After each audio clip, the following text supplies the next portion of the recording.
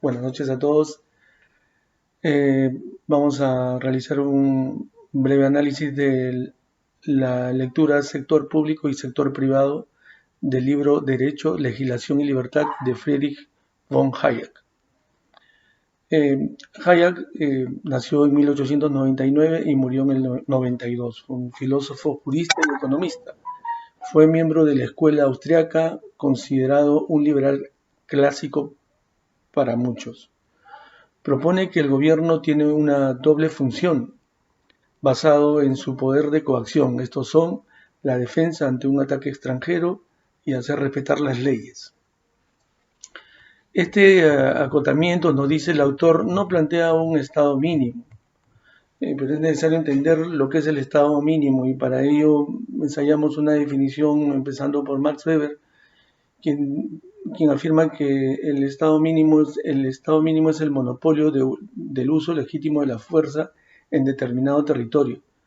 Y Robert Nozick plantea el estado mínimo como el estado de vigilancia nocturna, que haga cumplir los derechos de propiedad, proteja a sus miembros del daño y nada más. En ese sentido, el autor se distingue de este estado mínimo solo por el hecho que le confiere o acepta su poder coactivo para recaudar tributos con el fin de satisfacer necesidades públicas y que el mercado no puede satisfacer. Nos dice también que el orden de mercado y de la propiedad múltiple se basa en que se puede determinar quiénes se benefician y quiénes asumen los costos. Para el caso de la propiedad múltiple, observa dificultad en su determinación, por ejemplo, la propiedad de la tierra por los efectos de vecindad. Lo mismo pasa con los casos de contaminación del aire y de las aguas. Para el caso de los bienes propiamente colectivos, por ejemplo, una carretera, el poder ejecutarla en la mayoría de los casos requiere la coacción. ¿Por qué? Porque los beneficios de esta no son directamente proporcionales a todos. Y esa no proporcionalidad genera de que no todos tengan la voluntad de pagar ese tributo. Por lo tanto, ante ese tipo de casos, el Estado ejerce su facultad coactiva. La moralidad de del uso de la coacción para este tipo de acciones positivas no es tan evidente como cuando se trata de ejercerlo para salvaguardar el ámbito subjetivo e individual de los demás. Dos puntos importantes que resaltar. El hecho de que algunos servicios deben financiarse con impuestos obligatorios no implica que estos servicios deben ser administrados por el Estado o por el gobierno, perdón. Para los bienes colectivos propiamente dichos y para los casos llamados por el autor como externalidades de las actividades individuales y que representan un tipo de bien colectivo, solo en esos casos se recurre a un método que él llama inferior, y a ese método inferior le llama la gestión pública, para prestar estos servicios, pues faltarían condiciones para que se presten por el más eficiente método del mercado. Observamos cómo el autor limita la acción del gobierno solo para los casos en donde el mercado o la iniciativa no tenga condiciones para hacerlo. Entonces es válido preguntarse, ¿cuáles son esas condiciones? Por más que ensayemos múltiples respuestas, la determinante sería que el mercado encontrase altas condiciones de rentabilidad o mínimamente esta rentabilidad esté por encima de las del promedio. Ya que de otro modo no lo harían.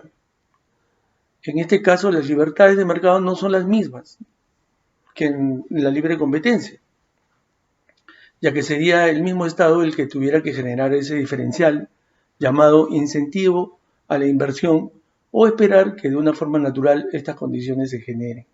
El autor indica que siempre se debe buscar opciones para realizar los servicios públicos por encima del derecho exclusivo del gobierno a usar la coacción, ya que solo se podrían realizar con impuestos coactivos.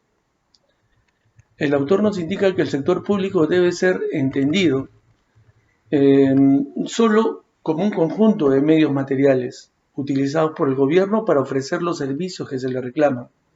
Estos deben estar sujetos a la competencia libre del mercado y no gozar de ninguna ventaja. A la vez, estas están sujetas a normas o leyes que no deben ser confundidas a las normas o leyes de recta conducta o el derecho.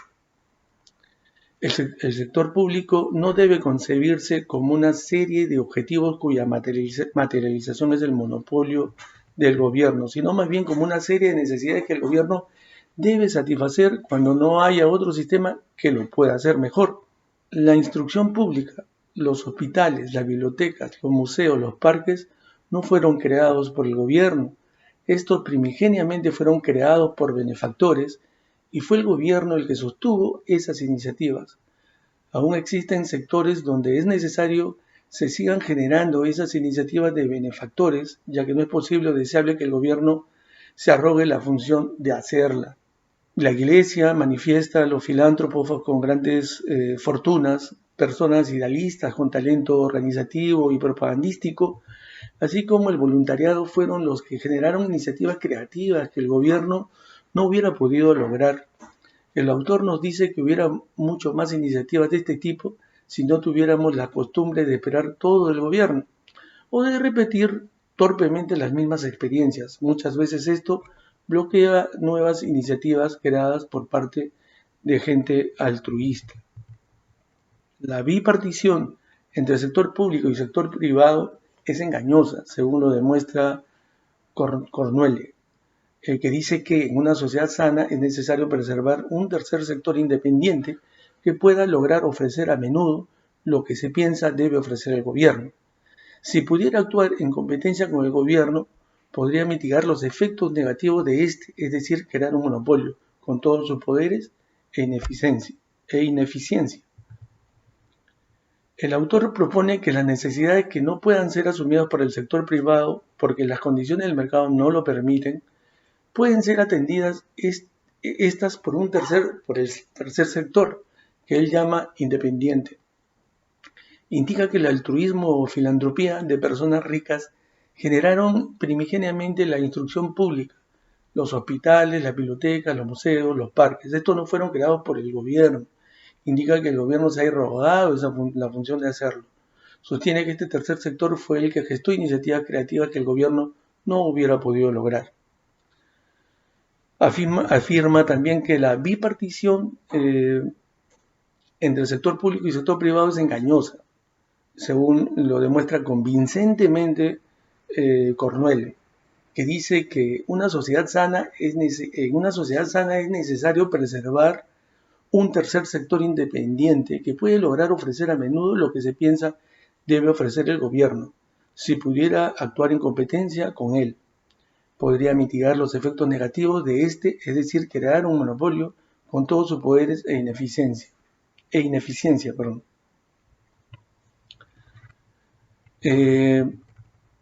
Vemos después de este breve resumen que para el autor no hay una relación directa entre la libertad y la igualdad, o en todo caso, la igualdad es un factor que no entra en las variables para determinar su modelo.